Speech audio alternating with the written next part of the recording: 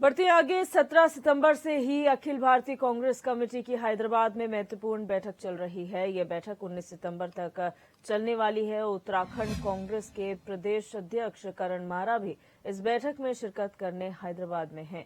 प्रदेश Congress committee के प्रदेश उपाध्यक्ष संगठन मथुरा दत्त जोशी ने कहा कि ये बैठक आगामी लोकसभा चुनाव को ध्यान में रखते हुए रखी गई है, जिसमें बूथ कमेटियों के गठन पर विशेष चर्चा हो रही है।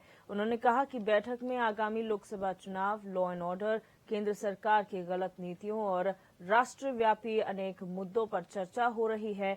मथुरा दत्त जोशी ने कहा कि इस बैठक से निश्चित तौर पर कांग्रेस कोई बड़े नतीजे पर पहुंचेगी।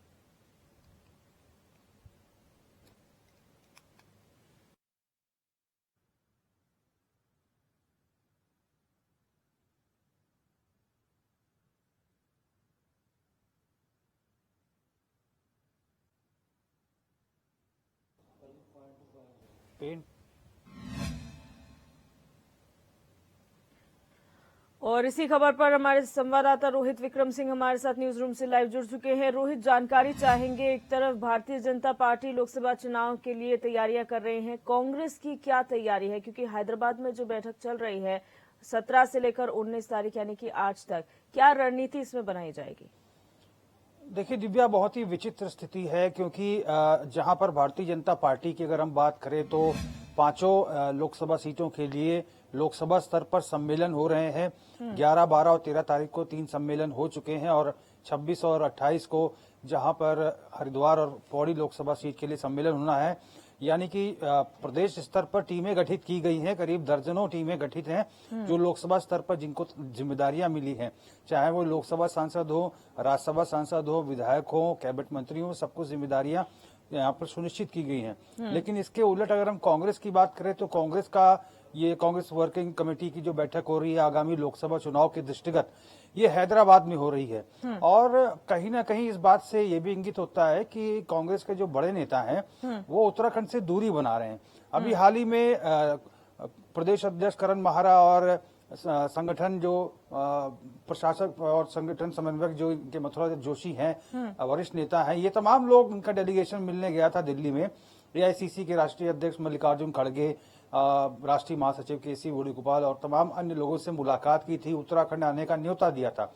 करीब 2 महीने हो चुके हैं इस मुलाकात को और लगातार करण माहरा हर महीने दिल्ली जाते हैं, एआईसीसी के बड़े नेताओं से मुलाकात करते हैं, लेकिन अभी तक कोई बड़ा नेता उत्तराखंड नहीं आया। बेहतर होता कि अगर कांग्रेस की ये वर्किंग कमेटी की बैठक अगर उत्तराखंड के स्तर पर होती, पांचों लोकसभा को केंद्रित करके होती, तो शायद उत्तराखंड में पांचों लोकसभा सीटों के जीत के लिए हाईकमान से मंत्र मिल सकता था। लेकिन अभी समूचे राष्ट्रीय स्तर पर हो रहा है लोकसभा चुनाव के दृष्टिगत ये पूरा कांग्रेस वर्किंग कमेटी का जो बैठक हो रही है, आज चूंकि अंतिम दिन है, लेकिन लगता नहीं कि इससे कोई बहुत बड़ा समाधान जो है कांग्रेस के भीतर निकल के आएगा।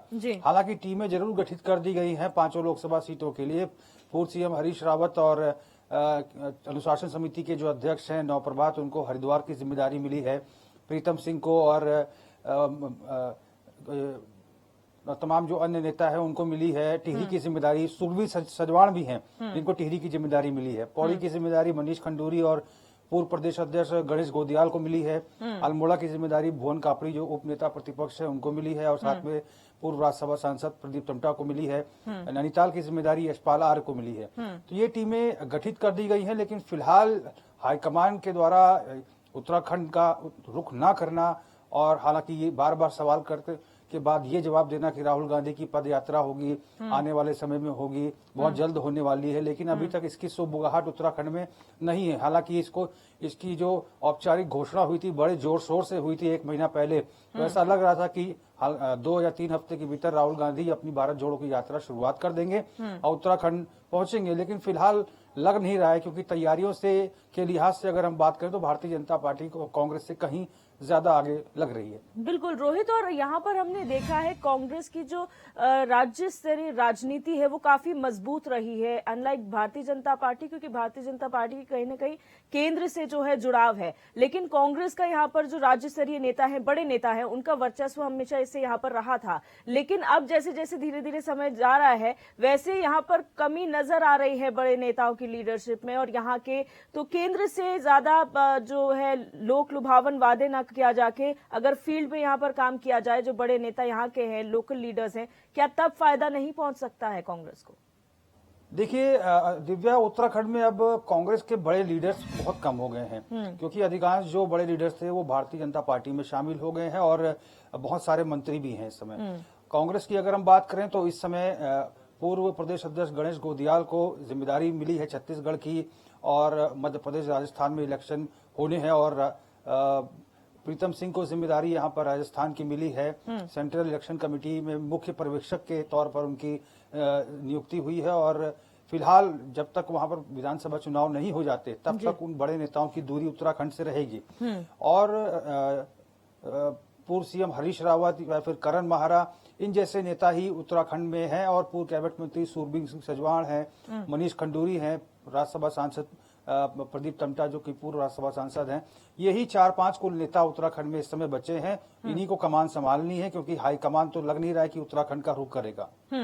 बहुत शुक्रिया रोहित हमारे साथ जुड़ने के लिए और तमाम जानकारी साझा करने के लिए। तो कहीं ना कहीं लोकसभा चुनाव की सुगबुगाहट तेज हो गई है, जहां भारतीय जनता पार्टी की जो रणनीति है वो काफी बेहतर उत्तराखंड प्रदेश के लिहाज से है। लेकिन अगर कांग्रेस की बात की जाए तो यहाँ पर जो राष्ट्रीय नेतृत्व है वो कहीं पीछे हटता